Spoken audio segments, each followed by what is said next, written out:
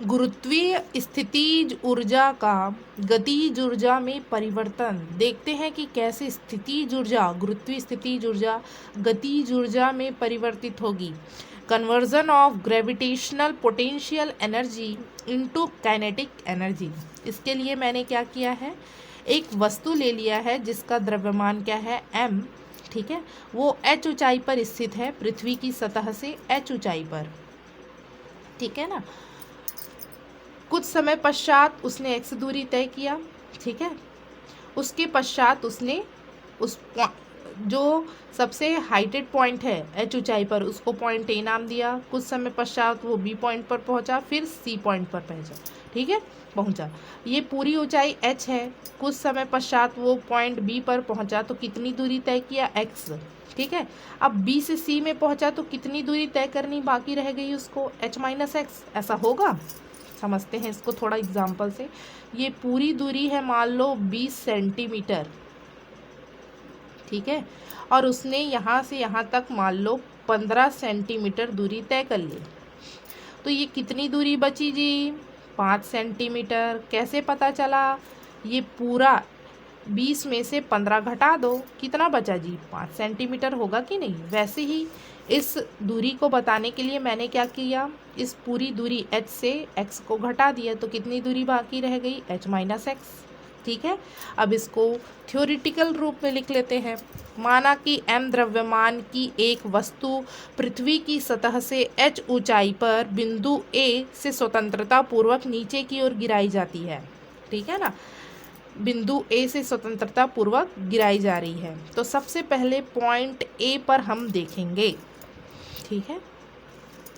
बिंदु A पर वस्तु विरामावस्था में है।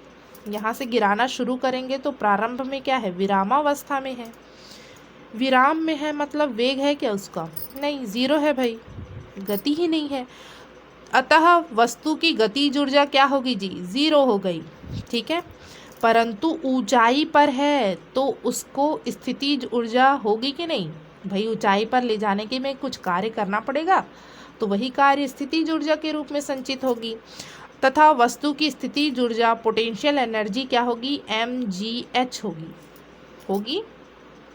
ये बल, द्रव्यमान, गुरुत्वीय त्वरण और ऊंचाई h, विस्थापन h। तो स्थितिज ऊर्जा कितनी हो गई, mgh। तो पॉइंट A पर कुल ऊर्जा कितनी हो गई, गतिज ऊर्जा और स्थितिज ऊर्जा को जोड़ दो भाई, ठीक है। तो पॉइंट A पर कुल ऊर्जा हो गई 0 + mgh बराबर mgh, समीकरण 1 नाम दे दिए, ठीक है। अब पॉइंट B पर देखते हैं, ठीक है, ध्यान से समझिएगा सभी।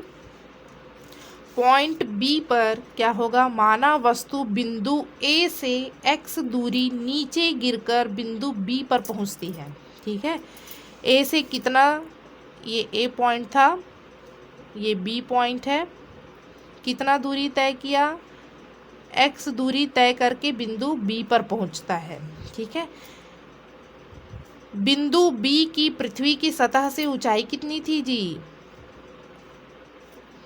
ये पृथ्वी सतह है, ये पॉइंट C, इसकी बिंदु B की पृथ्वी की सतह से ऊंचाई कितनी होगी, h माइनस एक्स थी, ये पूरा h था, इतने का h माइनस एक्स होगा, ठीक है।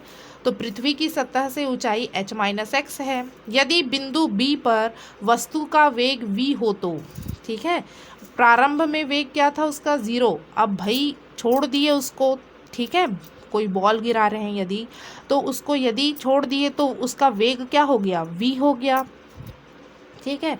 पॉइंट B पर उसका वेग मैंने क्या लिया है, स्मॉल v हो तो गति के तृतीय समीकरण से v² बराबर u² + 2as होता है, ठीक है। अब बिंदु B पर उसका वेग कितना हो गया है, v²। प्रारंभ में क्या था जी, वस्तु स्थिर था ना, विरामावस्था में था, तो वेग क्या है, 0 है उसका, ठीक है। और 2gx विस्थापन कितना हुआ उसमें, यहाँ से यहाँ तक x विस्थापन हुआ, तो s की जगह x लिख दिए, तो v² बराबर 2gx आ गया, ठीक है। अतः बिंदु B पर वस्तु की गतिज ऊर्जा, अब गति करने लगा है तो गतिज ऊर्जा आएगा भाई, ठीक है। तो सूत्र होता है 1/2 mv², तो 1/2 mv² की वैल्यू यहाँ से निकाले हैं 2gx, 2gx लिख दीजिए, 2 से 2 कैंसल, mgx आ गया। ठीक है, अब वस्तु की स्थितिज ऊर्जा का सूत्र क्या होता है, mgh, यही होता है ना, पोटेंशियल एनर्जी बराबर mgh।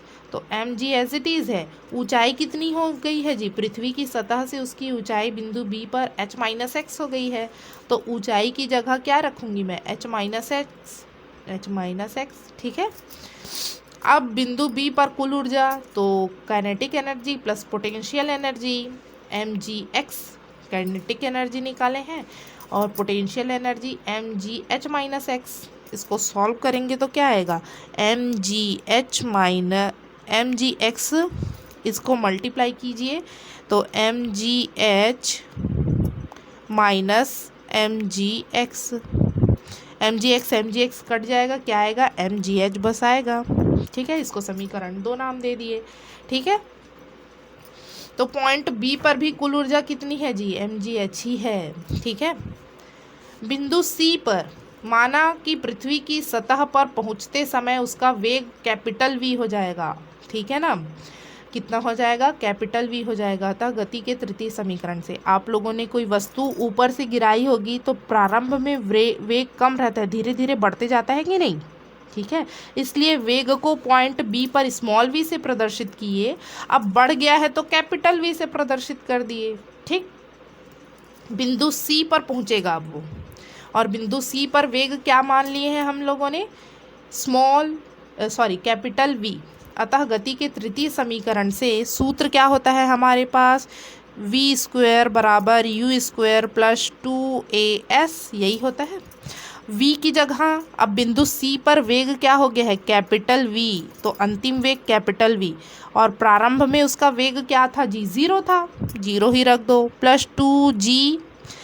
विस्थापन कितना हुआ गया, अब उसमें विस्थापन हो गया है कितना, h। ध्यान देंगे यहाँ सभी, विस्थापन कितना हुआ है उसमें, h। पूरी ऊंचाई तय कर ली ना उसने, यहाँ से यहाँ तक उसने x ऊंचाई तय की थी, अब पूरी ऊंचाई तय कर ली है, h पॉइंट सी पर आ गया है भाई। ठीक है, इसलिए विस्थापन h हो गया। ठीक है, तो v² की वैल्यू आ गई हमारे पास 2gh। अब आगे देखते हैं, देयरफॉर वस्तु की गतिज ऊर्जा, kinetic energy 1/2 mv², capital V ना, तो कैपिटल V² की वैल्यू निकाले हैं 2gh, लिख दिए, 2 से 2 कैंसल, mgh आ गया।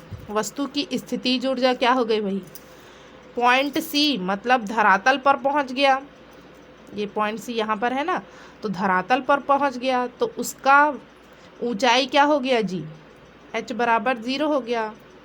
तो mgh में h बराबर 0 रखोगे तो क्या आ जाएगा, 0। पोटेंशियल एनर्जी कितना आ गया, 0 आ गया। ठीक है, अतः बिंदु C पर वस्तु की कुल ऊर्जा क्या होगी, kinetic energy plus potential energy. Kinetic energy mgh है, पोटेंशियल एनर्जी 0 है, तो mgh समीकरण 3। समीकरण 1, 2 और 3 सभी में क्या आया है जी, कुल ऊर्जा mgh ही आया है। तो हम कह सकते हैं कि स्वतंत्रता पूर्वक गिरती हुई वस्तु की कुल ऊर्जा प्रत्येक बिंदु पर नियत रहती है।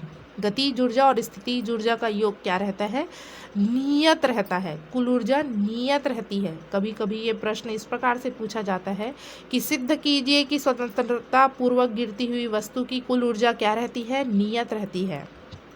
ठीक है, तो आप इस प्रकार से सॉल्व कर सकते हैं। यहाँ हम लोगों ने देखा कि किस प्रकार से गतिज ऊर्जा जो है, स्थितिज ऊर्जा गतिज ऊर्जा में परिवर्तित हुई। पहले गतिज ऊर्जा 0 थी और स्थितिज ऊर्जा mgh थी। ठीक है, फिर उसके बाद कुछ गतिज ऊर्जा की वैल्यू आई, स्थितिज ऊर्जा थोड़ी कम हो गई पर गतिज ऊर्जा बढ़ गई। ठीक है, अब नेक्स्ट पॉइंट में स्थितिज ऊर्जा 0 हो गई परंतु गतिज ऊर्जा की कुछ वैल्यू मिली, और वो वैल्यू क्या है, mgh, जो कहीं ना कहीं स्थितिज ऊर्जा की वैल्यू थी। तो स्थितिज ऊर्जा जो है धीरे धीरे किस में बदल गई जी, गतिज ऊर्जा में परिवर्तित हो गई। ठीक है, ग्राफ के थ्रू यहाँ समझाया गया है। तो ये ये ऊर्जा है, एक एक्सिस में ऊंचाई है। गतिज ऊर्जा और स्थितिज ऊर्जा को यहाँ परिवर्तन को प्रदर्शित किया गया है। इस पॉइंट पर ऊर्जा कितनी है, mgh। तो गतिज ऊर्जा और स्थितिज ऊर्जा दोनों का योग क्या है, प्रत्येक बिंदु पर नियत बना हुआ है। ठीक है। पोटेंशियल एनर्जी क्या हो रही है, mgh से धीरे धीरे क्या हो गई, ज़ीरो हो गई। काइनेटिक एनर्जी ज़ीरो से धीरे धीरे बढ़कर कितनी हो गई, mgh। तो इस प्रकार से ग्राफ से उसको प्रदर्शित किया गया है। गुरुत्वीय स्थितिज ऊर्जा तथा गतिज ऊर्जा का ऊंचाई के साथ परिवर्तन। ठीक है। ऊंचाई पर सबसे अधिकतम है, फिर धीरे धीरे नीचे आते आते स्थितिज ऊर्जा ज़ीरो हो गई, और अधिकतम ऊंचाई पर जो हमारी गतिज ऊर्जा है वो ज़ीरो है और धीरे धीरे बढ़ रही है। ठीक है।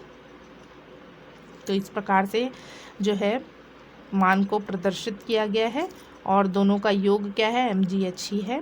ठीक है।